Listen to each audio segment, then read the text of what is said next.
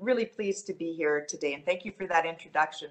Somewhere online, I'm also joined by James Rajat, who is our Alberta's representative in Washington, D.C. And I've been spending a lot of time lately with James Rajat and a lot of time in the United States. That's how important the energy relationship between Alberta and the United States is. Just last week, I was in Washington, D.C. with our Premier, with Jason Kenney, testifying before Senator Joe Manchin's U.S. Energy Committee. That was last week. And just prior to that, earlier in March, I believe it was, I was at CERA Week in Houston, one of the most prominent energy conferences in the world. And at that conference, the discussion focused around energy security. Of course, the current events in Ukraine really shone a spotlight on the need for energy security, the importance of affordable, safe, reliable, ethical supply of energy.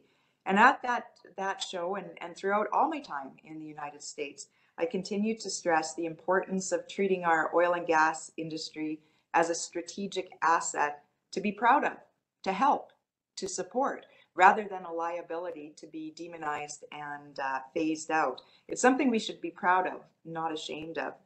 And that's generally the message I'm here to deliver today. And of course, the recent events, the barbaric war and barbaric invasion of Ukraine by Russia, has forced the world to rethink their sources of oil and gas. And that's because Russia has weaponized energy production. Over the past many years, they've strategically made the world more dependent on Russian oil and gas, and they've used the wealth and the revenues from their sales of oil and gas to fund their war. Meanwhile, here in North America and other parts of the world that are democratic regimes that produce oil and gas through the private sector, especially in North America, meanwhile, we have choked investment, we've been unable to build infrastructure, and we've spent the last several years allowing a narrative to grow and to take hold that oil and gas was dead, that it was something we need to phase out. And we saw even more of it this week. Just earlier this week, the United Nations Secretary General spoke to a graduating university class in the United States and told them not to take a job in the oil and gas industry, that they were climate wreckers, and students should not go into a career in oil and gas. And I looked at that yesterday and I thought that's not only out of touch with reality, but frankly, it's kind of dangerous because we need more safe, affordable, reliable, clean energy. And we need more people to go into careers in oil and gas and in the energy sector. We're going to need those people to work in oil and gas, and we're going to need those same people to work in the energy transition. And simply to cut off the supply of oil and gas without having a ready, reliable source of alternative energy that's technologically feasible and affordable, to tell people not to go into jobs in that area is frankly, it's irresponsible. And I think just today, there was some reports out that the new U.S. ambassador was basically following a lot of the same line of reasoning in his first interviews with Canadian media. He was basically agreeing and taking sides with the UN Secretary General about the need to phase out oil and gas, and sent the message to us that we don't need any more energy from Canada, rather than talk about the need for a North American energy alliance and the need for secure, safe, affordable supply. So that's what we're dealing with, and that's what we're talking about in the United States. We're going to need oil and gas for decades to come, and I truly believe that Canada and the US are stronger when we work together. Just last week, when the Premier testified before the US Energy Committee, he emphasized that the US should look to us, neighbors to the north, for energy security. And he emphasized that we already provide 62% of the oil supply to the imported oil supply to the United States, and we can do more. We're prepared to do more, and we're capable of doing more. And Senator Manchin, I was really pleased with that. And Senator Manchin is now looking at the ability to take the committee on a field hearing to Alberta, where he and other senators can see firsthand how we're producing energy in Alberta with the highest environmental standards. Of course, if we go back earlier, we were naturally disappointed with the veto of KXL pipeline when on Biden's first day in office. That pipeline would have delivered 830,000 barrels per day of oil to the US.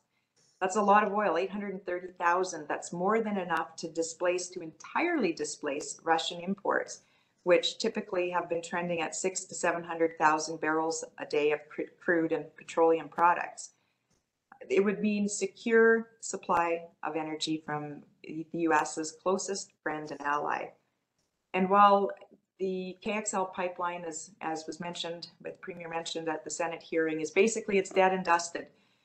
We do need to find other ways for more energy cooperation and ways to get more energy across the border to work together between Canada and the US, between Alberta and the US on a North American energy alliance.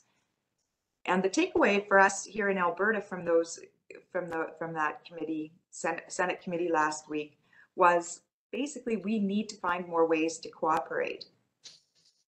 We want to make and spend more time to make Americans, American energy industry aware that of a few things, a few basic facts, that Canada has the third largest reserves of oil in the world.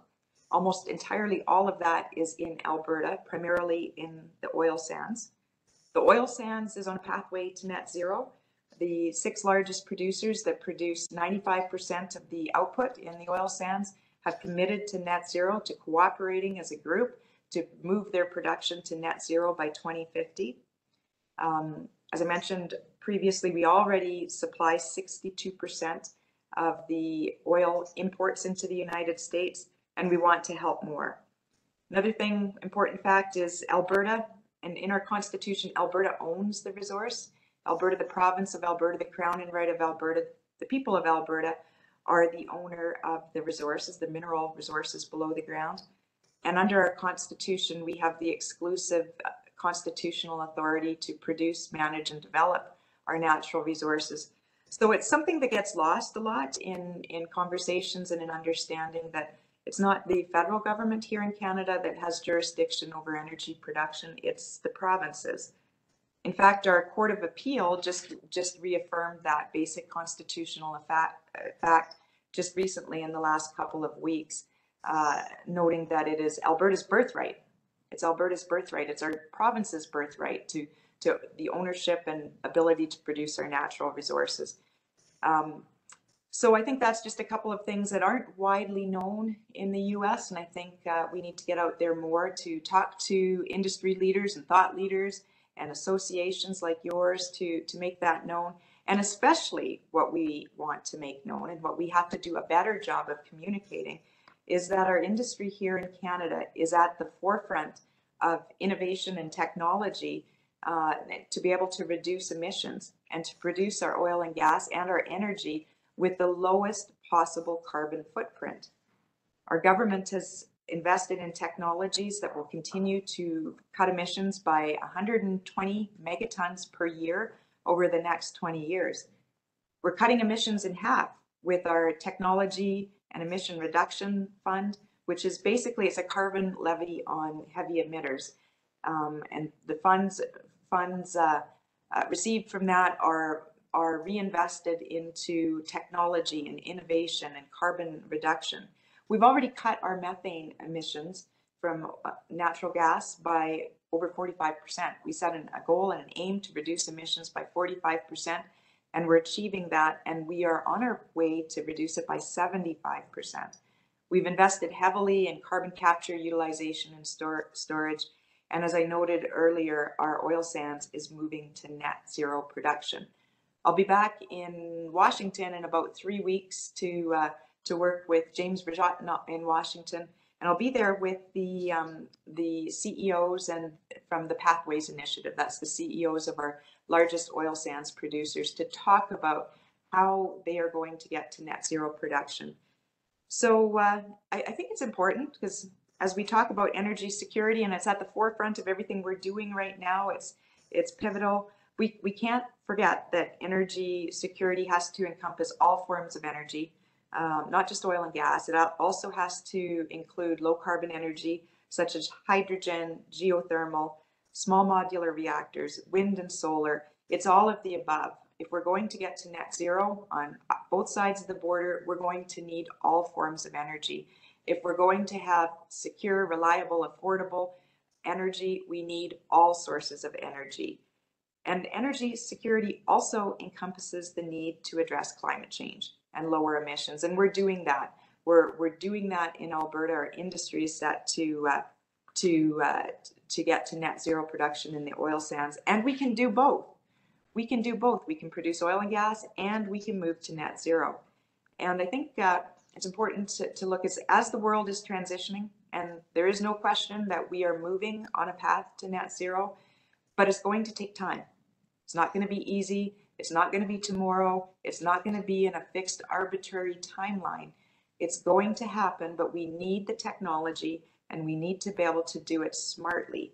And even in a net zero scenario, and in a scenario that the International Energy Agency has pointed out, we're still going to continue to use oil and gas. So let me close with this, because I think there's some questions. We'll have a little bit of time for some Q&A. Let me close with a couple of ideas here. First, the solution to the global energy crisis and to global climate change isn't going to be getting rid of oil and gas. It's about finding a delicate balance between addressing climate change and addressing energy security. I think what we're seeing recently, second thing, is that the two biggest threats that we're facing right now are climate change. How do we address climate change? And secondly, one of the biggest threats is the idea and the notion that fossil fuels should be prohibited. So we have the opportunity now, if we get the policies right, to address both.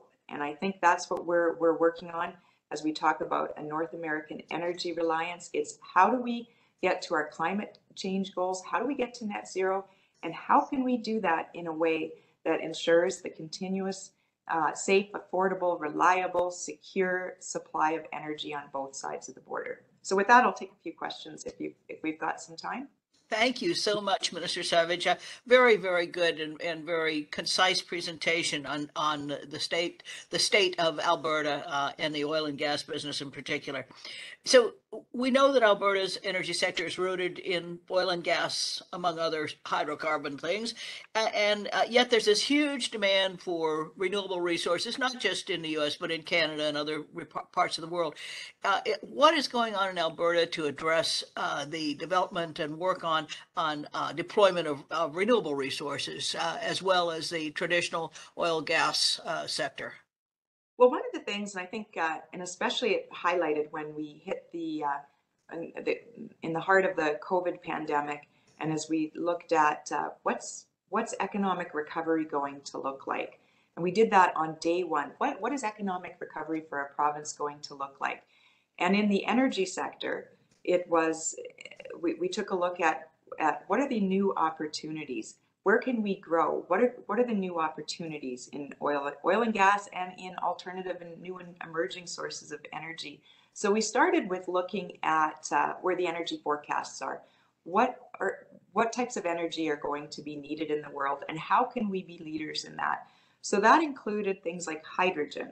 It included geothermal. It included critical and rare earth minerals. It includes small modular reactors, and it especially includes growing use of and deployment of renewables, wind and solar, into our energy mix. So we've taken a look at an all of the above approach, because we're going to need all of these sources of energy. So we set to work really, really quick at the start of the pandemic to bring forward a strategy for hydrogen, for critical and rare earth minerals. We've attracted over $2 billion of new investment in wind and solar in our province. In fact, we have brought on more renewable energy into our mix here in Alberta than anywhere in Canada. So we've included an all of the above approach. And most importantly, as we look to our traditional oil and gas, we looked, how can we get the carbon out of the oil and gas production? Because we know in a world that's going to continue to use oil and gas, they're going to be looking at the lowest source of carbon in oil and gas. So if we want to be competitive, we have to get the carbon out of the oil and gas. Another question, that is, what is the business environment in Alberta? Is it business friendly, and would potential partners or companies looking to do business up there, would they find a friendly environment to do that in? They would find a very friendly environment. In fact, if you look at what creates competitive environment to invest in, it needs to be competitive from a fiscal framework, from a regulatory framework, cutting red tape. So we set out, when our government came into power in 2019, we set out, first of all, to have the lowest corporate tax rate in all of Canada. We reduced our corporate tax rate by 1/3 here in Alberta. And in fact, I think the statistics are that combined corporate tax rate of federal provincial in Alberta are now better than 44 of the US states. So to create a competitive environment, we've created a tax environment that companies can compete. But we also took a look at the regulatory environment, and we know we have to have a regulatory framework that's efficient, that's predictable, that provides certainty. So we stepped out to reform our Alberta energy regulator to ensure that it was providing efficient regulation and timely timeframes, providing certainty. We also have set out to cut red tape, and we have cut red tape across the province by about, I think it's 26%. We're on target to get to 33%, a third of all red tape by next year. And that includes cutting red tape by 1/3 in our regulatory processes. Things that just add to time and delay and cost of getting business done, we're taking steps to eliminate it. But most importantly, I think, is in having a competitive, business-friendly environment, is having a government that will stand up for your sector. Just a government that will stand up to the energy sector, and that's what we've done here from day one. We've been fighting for our energy sector, and I think when I look over the last month, some of the fruits of that labor are coming together, especially with a consistent talk in the United States about the need for a North American energy alliance, an understanding that we need to cooperate more to ensure safe, reliable, affordable, stable, secure energy on both sides of the border. And here we're doing everything we possibly can to make that a reality. Well, how else can we collaborate with you? How can we develop an ongoing relationship just to keep talking and keep working on these issues? How can we help to do that with you? Well, thanks, and that's any and all help is important, and that's why we have James Rajat headquartered in Washington, D.C. to reach out, to understand what's happening on the ground, to build relationships and open opportunities for our government to talk to industry thought leaders, decision makers, policy makers in the United States. But I think one of the most important things where we need to go is some sort of North American energy alliance, and a way and an understanding that we need to cooperate better on both sides of the border, a recognition that we need safe, affordable, secure energy, whether that's the new and renewables and new and emerging sources of energy, or whether it's oil and gas, that we need to work with our closest friends and allies. We need to work with the United States needs to work with Canada, with your closest friend and ally, a country and a province, and Alberta as a province that already supplies 62% of your oil and gas. Because if you want to continue to have continued prosperity, to have continued energy security, you've got to get your energy somewhere. If you don't get it from Alberta, from Canada, you're going to have continue to import and rely upon places like OPEC nations, like Saudi Arabia, like Venezuela, for your energy needs. And we're right next door. So anything we can do to facilitate more cooperation and a North American energy strategy would be helpful. Well, thank you so much. It has been an honor to host you in our webinar today, and we wish you nothing good luck and success. And please keep us in mind, and we will continue our dialogue in the future.